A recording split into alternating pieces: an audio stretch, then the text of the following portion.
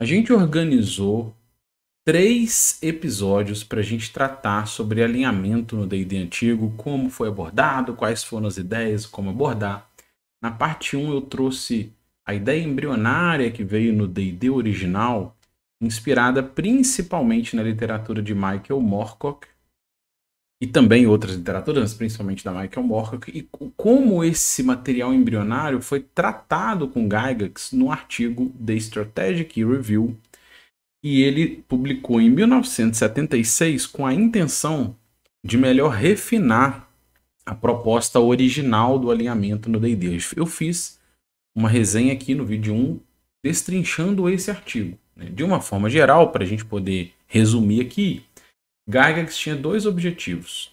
Primeiro, deixar claro que caos e ordem são diferentes de mal e bem, né? Então ele, para deixar isso mais claro, ele organiza em 5 eixos, né? Ele coloca na verdade 2 eixos, né? Eixos X e eixo Y, para mostrar a disputa entre caos e ordem, bem e mal, e no meio disso a neutralidade. Então são 5 opções de alinhamento nos 2 eixos X e Y para mostrar esse conflito. E essa foi uma das intenções dele. A outra intenção dele foi deixar mais claro que é o alinhamento, aliás, que é o comportamento que guia alinhamento, né, e não o contrário. Então ele queria deixar isso mais claro, escrever um artigo para dar esse refinamento, e isso foi o foco do nosso vídeo 1. Então como é que foi embrionariamente produzido o alinhamento, como Gygax apresenta isso de maneira mais refinada no seu artigo. Depois, no vídeo 2, a gente mostrou a evolução gygaxiana dessa visão, né? Como isso se expressa no AD&D, primeiro no Player's Handbook, depois no DMG, publicado em 79. Como Gygax traz isso, trazendo uma expansão do alinhamento para as 9 opções, né? Ele mantém os 2 eixos, mas ele fragmenta ali a neutralidade, de forma que essas fragmentações quebram o alinhamento em 9 no total, né? E aí eu mostrei no vídeo anterior como essa abordagem ela trouxe um entranhamento muito forte do cenário de Greyhawk dentro do livro do AD&D.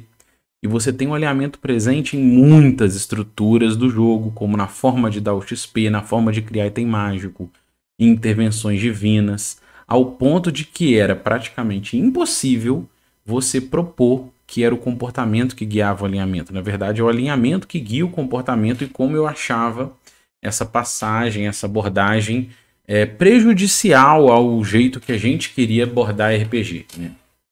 E o que a gente vai fazer agora?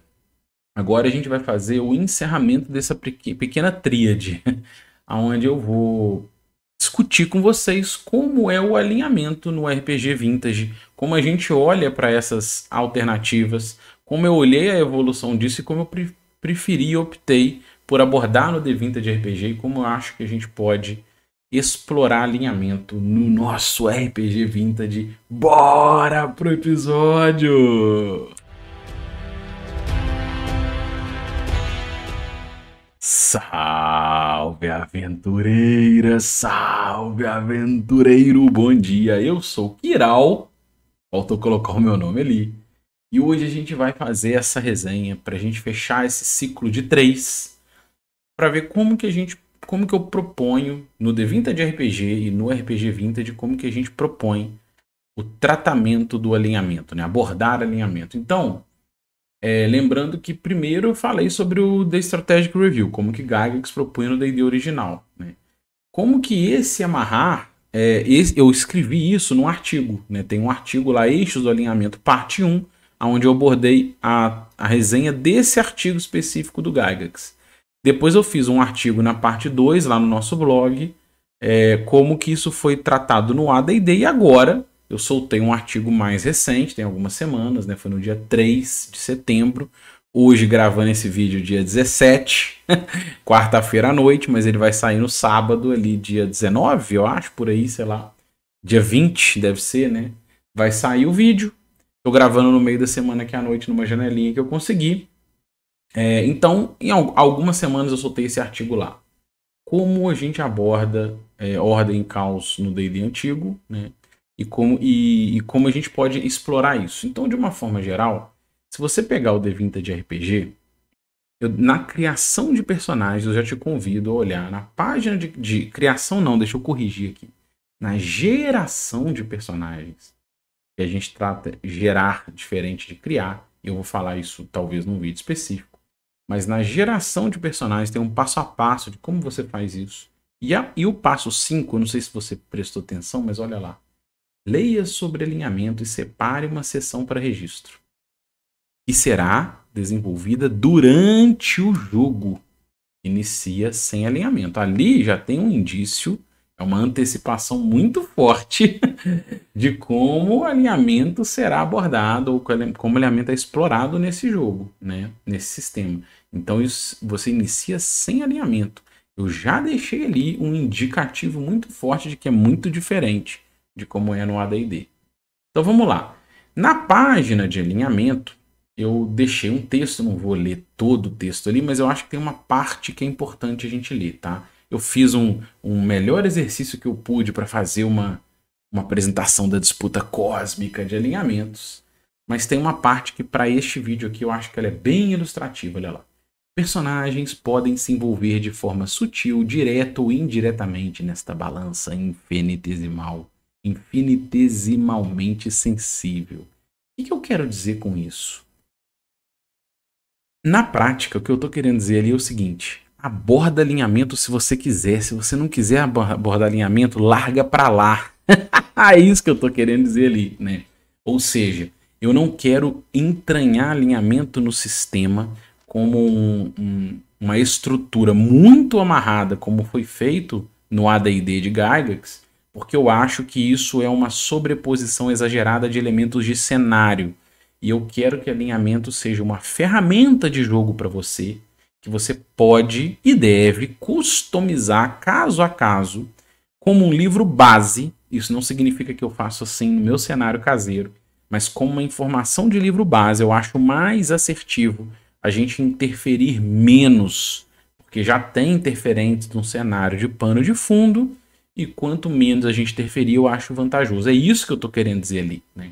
E se você quiser abordar, aí é customização. Então eu vou te mostrar alguns detalhes disso, né? Por exemplo, como que eu proponho o idioma de alinhamento? Olha lá, está escrito assim no livro.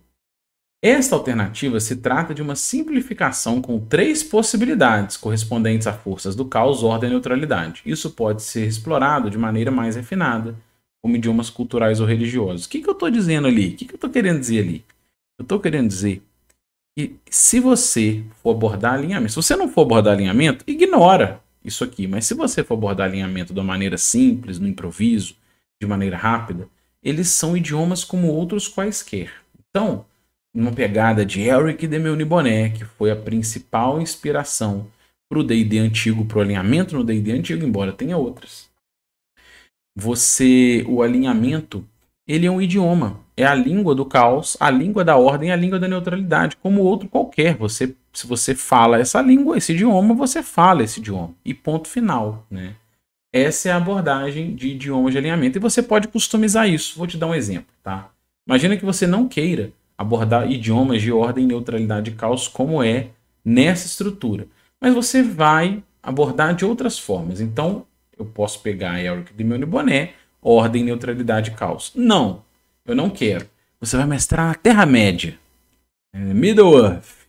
Você pode pegar a língua de Mordor e interpretar ela como se fosse a língua do caos. Mas ela é a língua de Mordor, né? Orcs podem falá-la, qualquer servo de Mordor, criaturas nefastas das sombras.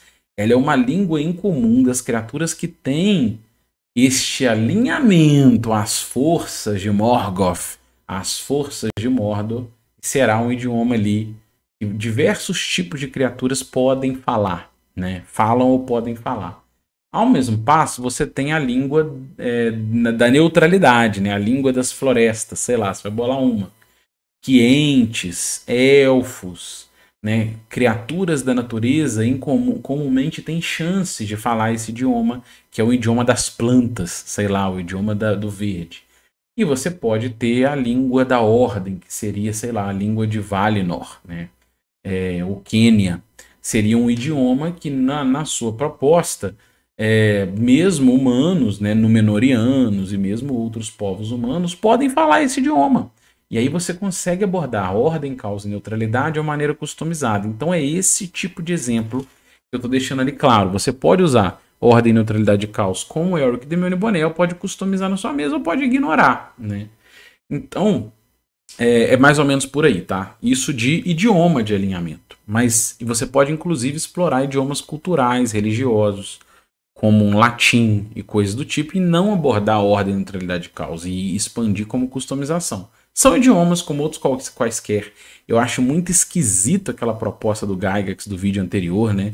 De que se você trocar de alinhamento, você esquece o idioma e você aprende o idioma novo no começo meio balbuciante, improvisado, depois você melhora nele. Eu prefiro tratar como idioma, é um idioma comum. Você fala o idioma, comum não. Você pode exigir, né, idioma de alinhamento, que você tenha maior erudição, de repente tem que pegar com bônus da inteligência. Aí é customização sua, tá? E a magia? Como é que a gente aborda a magia? Tá?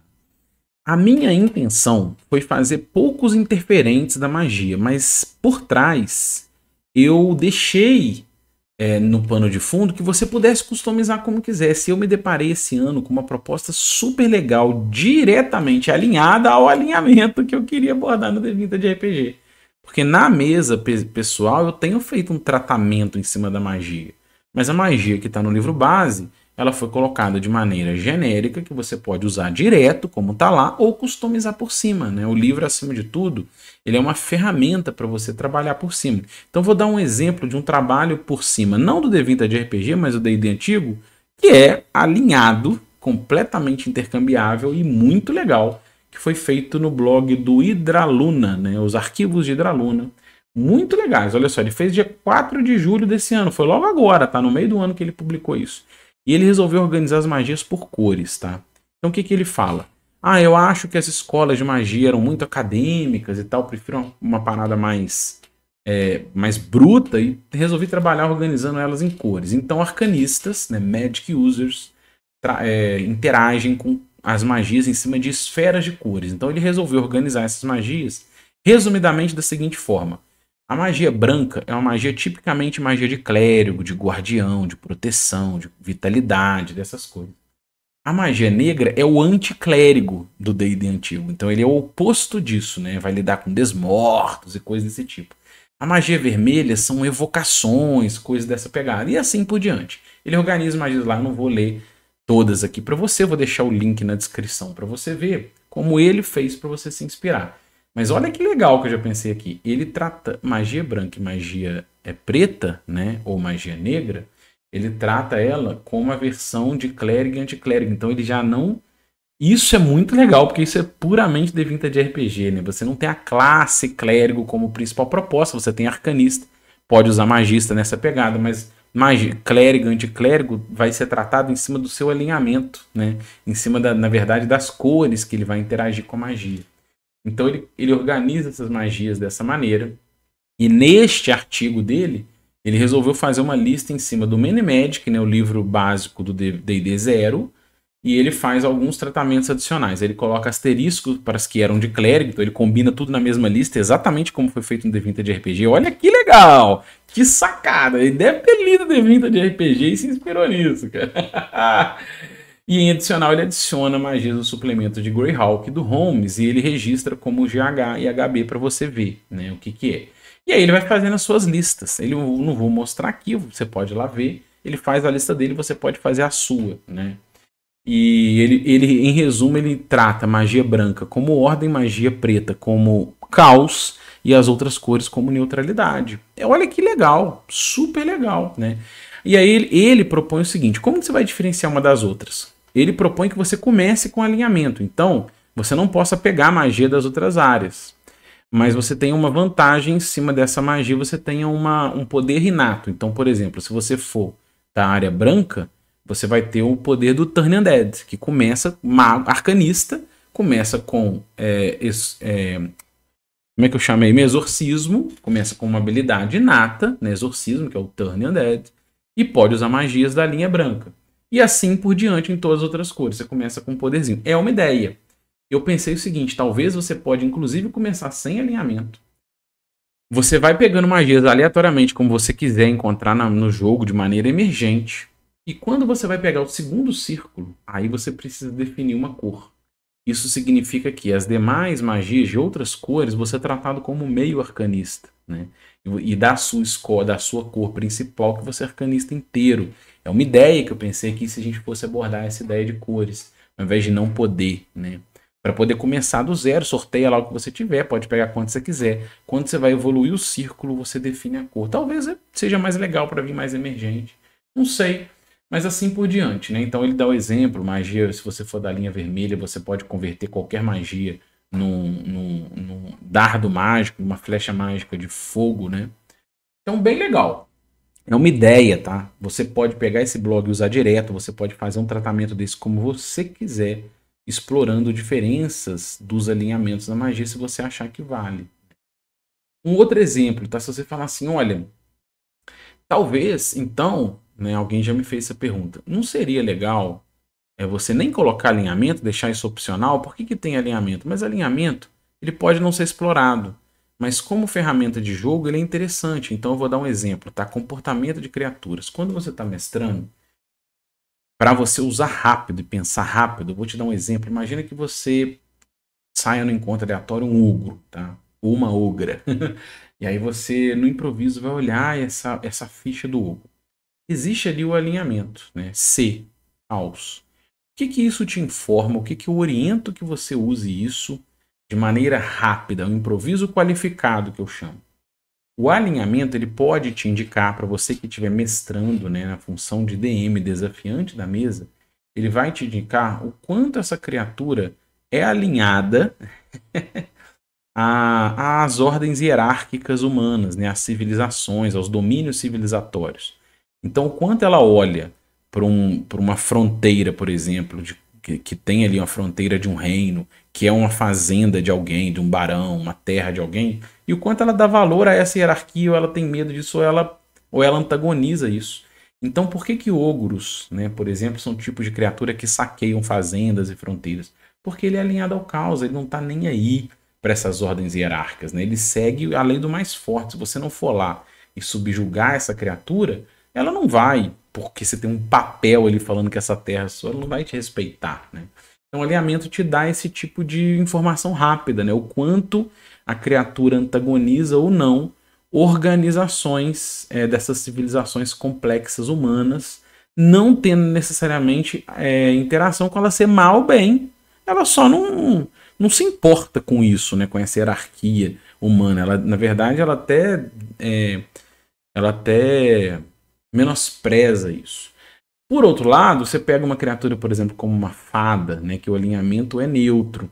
Isso significa que ela, num primeiro momento, ela não é antagonista a ter as cidades, muros e organizações humanas. Ela está na dela, né? Ela vai se comportar contra ou a favor se isso levar em conta a sua própria agenda, mas ela não, num primeiro momento, ela não está lutando contra as civilizações. Então o alinhamento vira um comportamento rápido, uma ficha enxuta, para você olhar e pensar o quanto a criatura está ou não alinhada a esse tipo de posicionamento, né? É uma ferramenta rápida de jogo, né? E tem mais uma coisa, tá? O alinhamento assim no D20 de RPG, do jeito que ele é bem pano de fundo, como ele é bem ferramental, ele funciona na regra do GG, do artigo lá do Strategic Review. Imagina que você queira pegar o D20 de RPG, pega a planilhinha do Gygax, do Strategic Review e comece a usar assim. Conforme a galera vai se comportando, vai interagindo aqui e ali, a galera, todo mundo começa sem alinhamento, conforme eles vão interagindo, você vai puxar para um lado ou para o outro. De repente, a galera encontra um item mágico que tem fragmentos de uma força do caos, né? Isso já aconteceu numa mesa que eu joguei há um tempo. Um amigo gosta de trabalhar, ele estava trabalhando as espadas do caos, né? Eram espadas imbuídas com uma essência do caos e elas iam corrompendo a pessoa. A pessoa ia interagindo, ela ficava no alinhamento do caos e ela ia tentando te seduzir. Beleza. Quando a gente foi entrar num templo sagrado que era protegido por um celestial, o celestial antagonizou automaticamente quem estava usando essas espadas. A pessoa era proibida de andar ali. Então você consegue trazer isso para decisões difíceis, para momentos de jogo, e não para ficar julgando XP, não para ficar. E aí a pessoa que quer interagir com a espada, ela vai cedendo para ganhar poder. Isso significa que o seu comportamento vai guiar o alinhamento. E isso vai dar momentos e decisões de jogo muito importantes. Isso vai te dar ferramentas de desafio. Então deixa eu ilustrar aqui, tá? Agora eu vou mostrar um exemplo, né, como isso pode funcionar como ferramenta de jogo. Porque se a gente pegar a proposta do Gygax, que eu não gosto, né? Você vai usar o alinhamento como uma ferramenta de controle. Você vai controlar o jogo pelo alinhamento. Então a pessoa perde nível, perde magia, se for paladino, que é muito melhor que guerreiro, mas não seguir alinhamento de ordem barra bom ou barra bem, né? Ele perde as magias, druida tem que ser neutro, você fica ali tentando controlar a coisa. D20 de RPG também não foi desenhado para você ser um narrador, né? Para você ser um maestro, que o jogo vai seguir dentro de um ilusionismo para contar a história que você acha legal, manipulando as decisões da galera. Porque você poderia usar alinhamento para manipular as decisões da galera também. Nada disso é bem-vindo, tá? Nada disso faz parte da nossa proposta. Então eu vou ilustrar aqui como que isso pode fazer parte da proposta como ferramenta de desafio. Então vou dar um exemplo. A gente estava jogando uma aventura recente lá do Gran, que vai sair, né, a A2, e tinha Cronosfera de Topázio. Eu estou pegando isso como exemplo, mas pode ser qualquer artefato. A galera não tem alinhamento nenhum. Mas essa Cronosfera de Topázio, ela é um artefato poderoso, tem essência de seres do caos, e ela começa a corromper a pessoa. Então você vai usar um item muito poderoso em troca de você ir se alinhando às forças do caos, né? Isso vai rolar uma negociação e os interesses. Como eu dei o exemplo do Celestial lá atrás, né? Aí imagina que dentro da campanha que você está jogando, você queira atravessar ou negociar com o povo élfico. E você sabe, né? A galera sabe que o povo élfico antagoniza esses artefatos, né? Eles estão querendo destruí-los ou são contra a caça deles. E é possível que eles possam detectar, por magia ou por detecção de alinhamento, esse item. Isso vai te dar ferramenta de decisão. E aí? Você vai tentar passar pelo reino élfico? Você vai lá negociar com eles? Você vai levar a Cronosfera de Topázio? Você vai deixá-la para trás? Nós vamos desviar e passar pelo sinistro pântano sombrio. Então você começa a colocar... Com o alinhamento, você pode colocar ferramentas de decisões difíceis, de como a galera vai se portar, e não guiando o que ela tem que fazer. Deixa a galera, sacou? Você quer continuar com o artefato e ir para cima do Zéu e passar pelo reino do Zéu, você está assumindo um risco. Mas você não quer ficar com o artefato e quer ir por caminhos mais longos e mais difíceis, é outro tipo de risco. Você vai deixar a Cronosfera para trás, você vai perder um artefato poderoso. E isso é o jogo, sacou? Isso é o meu prazer como desafiante. Eu acho isso maneiro. Não o resultado per si, mas a interrogação que a gente coloca nos momentos de decisões difíceis, não ficando claro qual é a melhor decisão, né? Não tem decisão óbvia. Todas as decisões são difíceis. E a decisão difícil faz parte do jogo, né? Então usar alinhamento como ferramenta de desafio me é com certeza muito mais interessante do que como ferramenta de controle, né? Eu vou usar o alinhamento, como está no AD&D, né, do Gygax, para poder controlar, para ver se a galera comportou bem em relação ao alinhamento, se não perde nível, se não perde XP, ou vou usar o alinhamento para avaliar a criação de imagem. Eu acho que ferramenta de controle ou manipulação, né, de ilusionismo, de onde a galera vai e para onde ela vai, eu acho muito ruim. Dentro de um RPG estratégico, me é muito mais interessante quando usar alinhamento como ferramenta de desafio, por decisões difíceis, né? E o resultado disso é fruto emergente dessas decisões, as consequências delas, né? Então não, nós não vamos passar por aqui, não quero ter o risco de perder o meu artefato, não vou interagir com esses elfos, beleza, o jogo então vai ser sobre vocês atravessarem rumo ao seu objetivo por esse pântano sombrio, enfrentando os desafios que ele tem, os encontros aleatórios, a viagem maior, e assim é o jogo, né? Então é muito legal, muito mais legal na minha visão. Então, para a gente fechar esse vídeo, né, fazendo minhas considerações, primeiro, resgatar de que a ideia do alinhamento vem especificamente de um cenário, né, de uma literatura, do Eric de Monibonnet, embora tenha outras, né? Tem o Paul Anderson, tem outras, ali, o próprio Senhor dos Anéis, o próprio Tolkien com a sua estrutura de bem e mal, também é uma pequena, de alguma forma tem uma influência, embora o alinhamento é a influência, né, real e mais profunda do Eric de Monibonnet. E quando a gente traz o D20 de RPG, eu optei por pensar no livro de maneira menos amarrada a alinhamento. O alinhamento fica ali como um pano de fundo que você pode explorar ou não, com níveis de intensidade diferentes, customizado como for, mas de preferência, quando fizer, que use como ferramentas de desafio, elementos de jogo. E algumas customizações, como o uso de magia. Essa estrutura é super legal, é super legal. E é isso que eu tinha para falar. Se você gostou, se inscreva no canal, deixe um joinha, compartilhe e, acima de tudo, comente. O nosso grande objetivo é sempre trocar XP. Um abraço e até o próximo vídeo.